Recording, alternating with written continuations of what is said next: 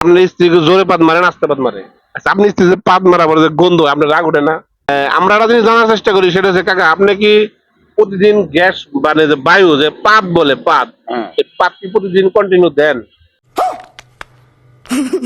না না, মধ্যে মধ্যে গ্যাপও যায়। গ্যাপ যায়? আচ্ছা, এই গ্যাপ যে যায় তখন শরীরে একটু গ্যাস বেশি হয় না? অবশ্যই হয়।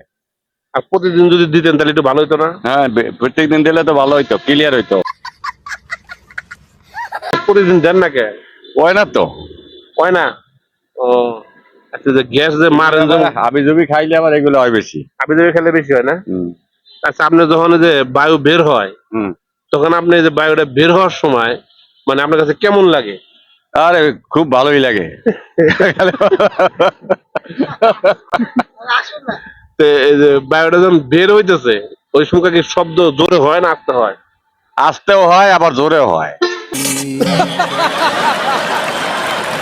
জোরেই বেশি হয়। জোরে বেশি হয়। কোনটা ভালো লাগে আপনার কাছে, জোরের ডা না আস্তের ডা? না, যখন মানুষজন থাকে তখন চিন্তা করেন ওইটা চাপি ধরে তখন আস্তে হয়ে যায়। আবার যখন একলা থাকে তখন ভদ করে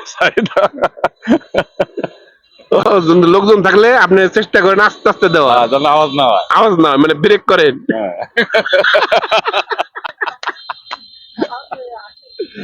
আরে দাঁড়া, আর আপনি কি করুন? যাই হোক কাকা, আমরা একটা কথা জিজ্ঞেস করি, এই যে পাত যে জোরে দেন আপনার স্ত্রী আপনার কিছু বলে না? না, স্ত্রী কি বলবো, মানে বাদ তো আইসে যখন ওরা যাইবই বাইরে, ও আর থাকবো না ভিতরে।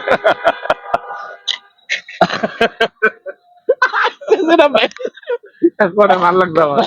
জিজ্ঞেস করি, হ্যাঁ, এই যে পাত মারলেন আপনি স্ত্রী কি মারা দু একটা? হ্যাঁ, মারে।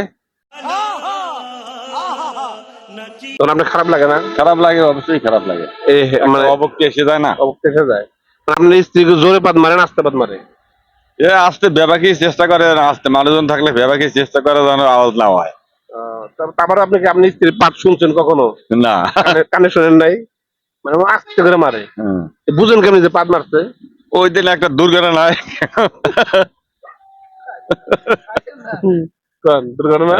দুর্ঘটনা আসলে গিয়ে তো পাদের দিন একটা বায়ুটা বাইরে আয়, এটার একটা দূষিত একটা গন্ধ গন্ধ আছে। মানে আপনি স্ত্রী যখন পাত দেয় তখন গন্ধ পান, তখন বুঝেন আপনি স্ত্রী মারছে। হ্যাঁ, পাদ মারছে যাই, এটাকে ফুচকা পাত। পাত, ও আচ্ছা, আপনি স্ত্রী যে পাত মারা পরে যে গন্ধ আপনার রাগ ওঠে না? রাগুড়ে তোর কিছু কর না? আর কি কম, কবার থেকে গেলে তো খাদিল থাকবো না। তো ঠিক আছে দর্শক, আমরা একটা ভিডিও করলাম, কেমন হলো অবশ্যই কমেন্টস করে জানাবেন। কাকা খুব হাসি রহস্যের মানুষ, দেশের বাড়ি বরিশাল। কাকার জন্য দোয়া করবেন সবাই। আসসালামু আলাইকুম।